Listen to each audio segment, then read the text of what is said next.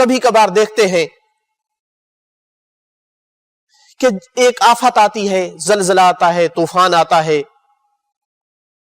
جس میں کتنے لوگ بے گناہ جو ہے وہ بہہ جاتے ہیں، چلے جاتے ہیں، بے گناہ ہوتے ہیں، بچے، خواتین، سارا کچھ چلا جاتا ہے۔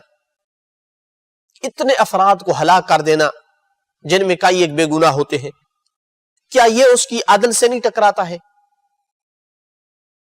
عادل ہونے کے باوجود یہ کام کرنا درست ہے؟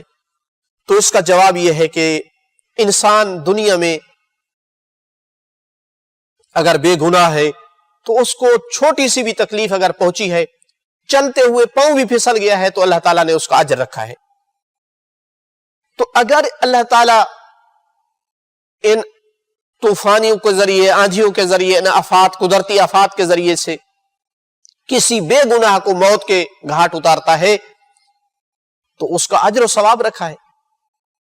بعض کو شہید کا درجہ عطا کیا ہے، اس کے گناہ معاف کر دیتا ہے۔ تو انسان کو اور کیا چاہیے کہ اتنی زندگی کے گناہ جو ہے وہ اللہ تعالیٰ ایسی موت دے اور تمام گناہ اس کے معاف ہو جائے۔ اگر کوئی اجر و ثواب نہ ہوتا اور پھر تکلیف دی جاتی تو آپ کہہ سکتے تھے کہ یہ ظلم ہے، جبکہ اتنا اجر و ثواب رکھا ہے ایک بیماری پر، ایک دکھ پر، ایک تکلیف پر، اس طرح کی اچانک موت پر، کہ روایات میں ملتا ہے قیامت کے دن انسان جب اپنے اجر اور ثواب کو دیکھے گا تو حسرت کرے گا کہ کاش اس کی ساری زندگی تکلیفوں میں گزرتی۔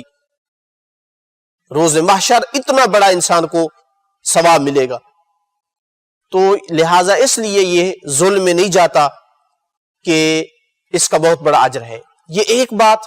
دوسری بات یہ بھی ایڈ کرتے چلیں اس میں کہ اگر یہ طوفان، یہ آندھیاں نہ ہوتی، اگر یہ آفات ارضی و سماوی نہ ہوتی، تو کون چیز انسان کو اللہ تعالیٰ کی طرح متوجہ کرتی، موت کی طرح متوجہ کرتی، توبہ کی طرح متوجہ کرتی؟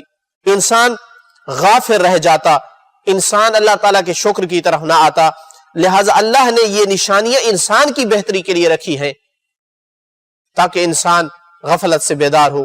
تیسری یہ بات بھی ہے کہ ہم غافل ہیں اس بات سے کہ ان آفات کے کوئی فوائد ہیں، ہم صرف اور صرف ان کو نقصان سمجھتے ہیں، جبکہ ہو سکتا ہے کہ پس پردہ ان آفات کے بہت زیادہ فوائد ہوں، انسانی زندگی کے لیے فوائد ہوں۔